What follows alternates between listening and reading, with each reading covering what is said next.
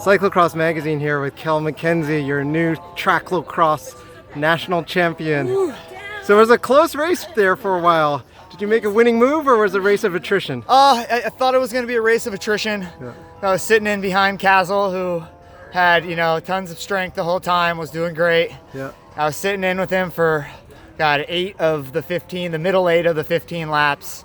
And I kind of trying to figure out where the move was going to be made.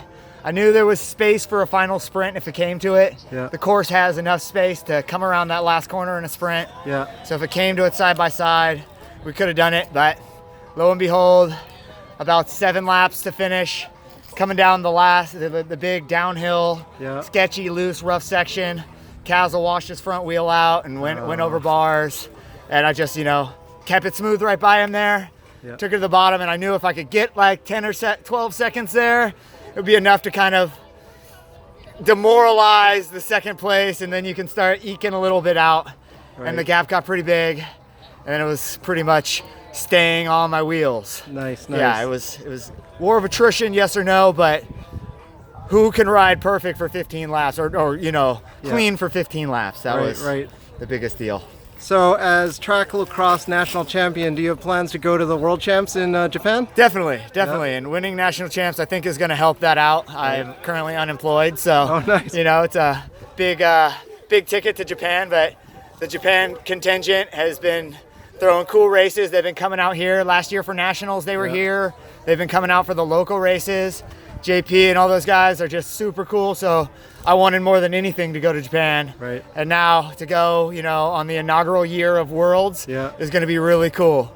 Nice. Nationals started last year. Yeah. I had a tough beat. Chaz got a great win last year in Minneapolis, so really excited to get that win this year. And we're going to have to make some stars and bars or something. This is a real thing. Was this a season-long goal for you? Yeah, lightweight was. Yeah.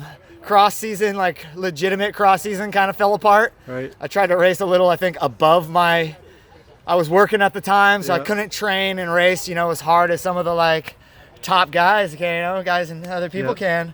So I kind of fell off there, and then going into the summer, which is mountain bike season for me also, I knew I had to ramp up with the goal of being fast now and being fast for Worlds. So, nice. It's funny. I do a lot of, races from other, acronymed race organizations that we won't mention here. Right. But to put something on the calendar that really matters, that's really grassroots, that's a real fun thing. I'm really into that idea.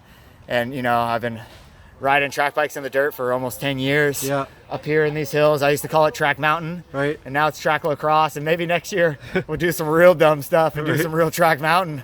So what came first, fixed gear or cyclocross for you?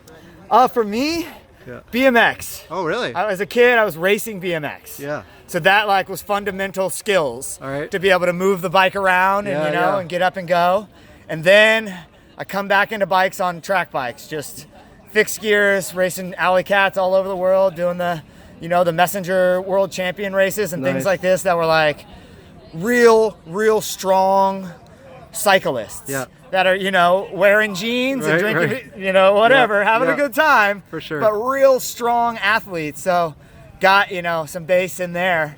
And then when you're racing alley cats and riding a fixed gear in the streets, up the curb, off the bike to get the manifest sign, back on the bike, off the curb, through the track, it's a lot of the same kind of skill set. Right. If you can manage on and off the bike smooth and clean while watching your line and hopping up and over and around stuff, that's a very relatable skill. So it's been really cool how that's played in together. And I don't know, my brother's been racing cross for 20 years. Oh, nice. So it was nice to come from that, and he kind of encouraged me to come in. Yeah. Brock Dickey's OG around here. Yeah.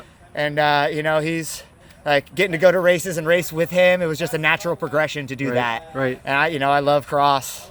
I love racing mountain bikes. I love racing track bikes. So the more we can do it together, nice. And to get this many people out, and I think everyone had a good time. Yeah. And so this discipline is growing, and if someone's curious about trying it out, what advice do you have for them? Well, as much as I want all cycling bits to be very inclusive, and the access to be there, to be honest, and I don't, possible unpopular opinion. Sure. But tracklocross has a high barrier of entry. Yeah. You got to be good at riding a track bike, like good and comfortable. Then you got to be good at riding cross style in the dirt. Yeah. You got to be loose and ready to, ride fast and loose. Yeah. And then, you got to get them together. Yeah. So if you want to get into it, practice your track bike, ride around, get up curbs and, just be mobile and fast and, then, practice riding in the dirt. Nice. Don't be afraid to let it slide a little. You got to ride loose. You got to let it, you got to let it slip and slide a little. Have fun doing it. That's the number one thing. Have fun doing it. Don't hurt yourself and have fun doing it. Good tips. Cool. This course was pretty gnarly with jumps and this crazy loose downhill. Is that pretty typical of tracklocross? Honestly, the courses span so much because you got different promoters in different cities. Yeah. And, it's kind of what course you have. Like, this is a great location to have it because we're so secluded. We're far away from everyone. No one comes up here. We could have the place to ourselves, but it didn't make for a lot of open space. Right. A lot of technical. This is like bumpy and really power sapping. Yeah. So, this was on the technical side. Got it. Short course, technical and hard. Sometimes you get a little more of like a grass crit where there's a lot of long open places to stretch your legs out. And, each course benefits a different rider. And, to be winning, you got to be good at them all a little bit. So, awesome. this was a labor of love. A bunch of people coming up here and putting in the hard work to kind of dig this thing in.